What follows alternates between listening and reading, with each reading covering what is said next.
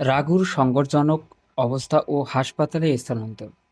আগের পর্বে ঘটে যাওয়া মারাত্মক দুর্ঘটনার পর রঘুকে অত্যন্ত সংকটজনক অবস্থায় উদ্ধার করে হাসপাতালে নিয়ে আসা হয়। পুরো পর্বে জুড়ে তার জীবন মৃত্যুর মধ্যবর্তী লড়াই এবং চিকিৎসকদের অপ্রাণ চেষ্টার দৃশ্য ফুটে ওঠে। তমসার চরম মানসিক উদ্বেগ।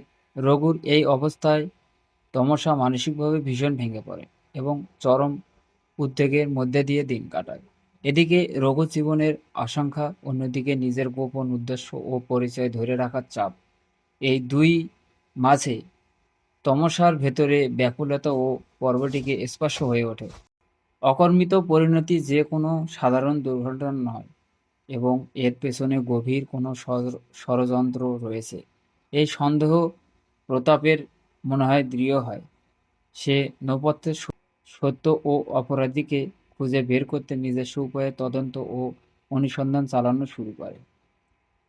পরিবারের ভেতর গুঞ্জন ও চাপা উত্তেজনা। রাঘুর ঘটনাকে কেন্দ্র করে পরিবারের অন্যান্য সদস্যের মধ্যেও নানা প্রশ্ন ও জল্পনা কল্পনা তৈরি হয়।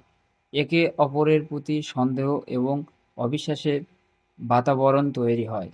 পুরো পরিবারকে এক থ্রিলারি ধর্মী ও থমথমে পরিবেশের সৃষ্টি হয়, যা পরবর্তী ৩০ পর্বের চূড়ান্ত পর্বান্তরের ভিত্তি গড়ে দেয়।